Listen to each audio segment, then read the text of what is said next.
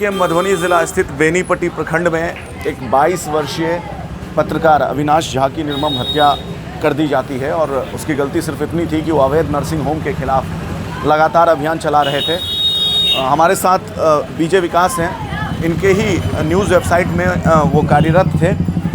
बात करते हैं विकास से। विकास, स्वागत तो नहीं करूँगा और निश्चित तौर पे आपके लिए भी और सभी पत्रकार फ्रेटर्निटी के लिए ये बहुत कठिन पल है।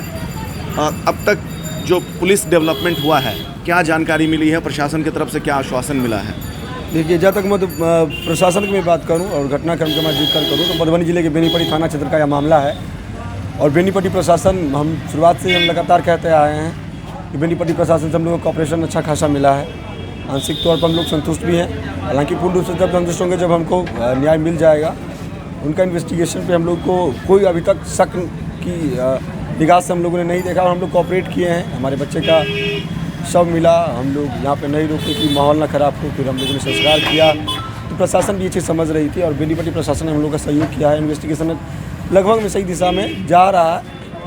और कुछ लोग जो गिरफ्तारी हुई है वो कुछ पता चला है किन लोगों की? देखिए, ऑफिशियल स्टेटमेंट अभी प्रशासन की तरफ से कोई जारी नहीं किया गया है, लेकिन उड़ते भागते जो भी हम लोग को खबरें मिली हैं वो तकरीबन 4 से 5 लोगों की गिरफ्तारी हुई है।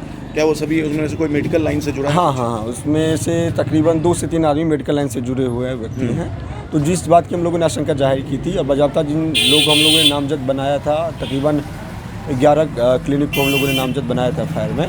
उसमें 1-2 क्लिनिक के कर्मी भी है। बाज़ाब्ता हमने ये भी डरा था कि क्लिनिक के संचालक, डॉक्टर या कर्मी के इसमें मिलीभगत हो सकती है। तो वो उसमें से है कुछ लोग जो जिनकी गिरफ्तारी हुई है। तो एंगल घूम फिर के वहीं पे जाएगा जिस पर हम लोग शंका थी। और अविनाश जिसके लिए यहाँ पे एक तरह से मशहूर थे कि फर्जी क्लिनिकों के खिलाफ उनका जो मुहिम चल रहा था, उसी को रोकने के लिए, रास्ते से हटाने के लिए अविनाश के साथ देखिए, एक चीज़ समझना होगा कि जो अभी, हालांकि विकास ने भी कहा और मैं भी कह रहा हूं कि औपचारिक अनाउंसमेंट अभी पुलिस की तरफ से किसी भी तरीके का प्रेस रिलीज नहीं जारी किया गया है, लेकिन जो गिरफ्तारी की खबर आ रही है उसमें से कई सारे मेडिकल स्टाफ हैं। और इससे पहले एसपी जो है मधुबनी के, वो एक बयान जारी कर देते हैं, ये प्रेम प्रसंग है। तो आप समझ सकते हैं कि एसपी और जो बेनीपट्टी थाना है, उन दोनों के बयान में या जो खबरें सामने निकल कर आ रही है, उन दोनों में अपने आप में कॉन्ट्राडिक्शन है। जिस तरीके से एसपी ने बयानबाजी की, इस पर क्या कहेंगे आप? देखिए, एसपी के बयानबाजी में मैं इतना ही कहना चाहूँगा सत्यप्रकाश जी के बारे में कि इन पर एक बार कोर्ट ने, झंझारपुर कोर्ट ने टिप्पणी किया था कि इनको प्रशिक्षण के लिए फिर वापस भेजा जाए। तो लगता है कि हमको यही स्थिति प्रतीत हो रही है। हालांकि देखिए, एसपी सत्यप्रकाश जी से हमारी टेलीफोनिक वार्ता नहीं हुई है।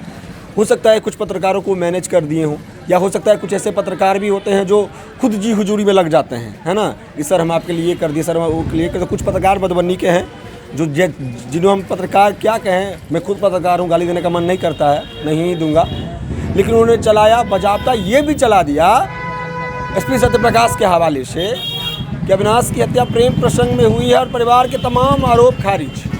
मैंने उन्हें चुनौती भी दी थी फेसबुक पोस्ट के माध्यम से और आज हम लोगों ने पत्रकार मार्च भी किया था। अगर वो पत्रकार, मैं भी था उसमें, ये शामिल कर दें, ये साबित कर दें कि अविनाश की हत्या प्रेम प्रसंग की वजह से हुई है और बाकी कोई नहीं कारण है ना, तो मैं मैं खुद पत्रकारिता छोड़ दूंगा। मैंने उनको चुनौती दी है, ये साबित नहीं होगा और यही चीज़ इसी दिशा में जा रही है। इसी के खिलाफ आक्रोश भड़का था। एसपी का जो बयान था, है ना, इसी पे आज आक्रोश था। पब्लिक का जो मार्च था, घटनाकार लोगों ने प्रतिकार किया है, बेनीपट्टी समाज ने हम लोग का सहयोग किया है, दुकानें नहीं खुली। एक आखिरी सवाल है कि परिवार की तरफ से, चूंकि अब तो ठीक है अविनाश हमारे बीच नहीं है और हम लोग उनको लौटा नहीं सकते, क्या मांग क्या की गई है? देखिए, परिवार से भी जुड़े हैं, आपके चैनल में वो कार्यरत भी थे। देखिए, अविनाश की जो हत्या हुई है, तो हत्या जिस वजह से हुई है उस वजह को हम लोग जिंदा रखेंगे कि उसने बेनीपट्टी के इतिहास में शायद इससे पहले कोई माई का लाल पैदा नहीं हुआ था अविनाश के अलावा। जो करोड़ों का जो यहाँ पे मेडिकल माफियागिरी चलता है, मैं बार बार मीडिया से ही कह रहा हूँ कि उसने उंगली नहीं बल्कि बांस करने का काम किया था। और एसएन झा का बाज़ाब्ता बयान है, सिविल सर्जन का, कल बीबीसी में उनका बयान छपा है कि अविनाश की वजह से तकरीबन 19 से अधिक फर्जी क्लिनिक बेनीपट्टी में बंद हो चुके हैं और लाखों का जुर्माना लगा है।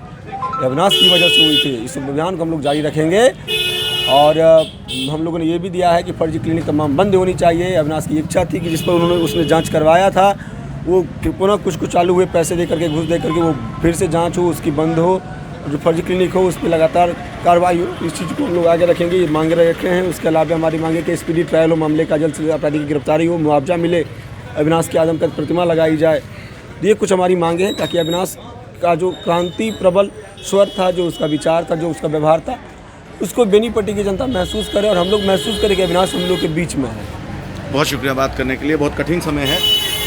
तो देखिए बीजे विकास हमारे साथ हैं, BNN न्यूज़ करके इनका वेबसाइट चलता है, काफ़ी लोकप्रिय है इस क्षेत्र में पूरे में, और अविनाश उसी वेबसाइट में काम करते थे। जो लोग ये कह रहे हैं कि वो पत्रकार नहीं थे, उनको मैं ये बताना चाहता हूँ कि बाकायदा आज web journalist association of India, जो कि न्यूज़ वेबसाइट का एक एसोसिएशन है, उसने भी इस पत्रकार मानते हुए उन्हें इस पूरे घटनाक्रम को निंदा किया है।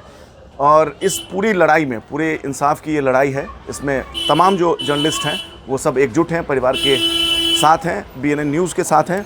आशुतोष झा, हिंदी माइक, मधुबनी।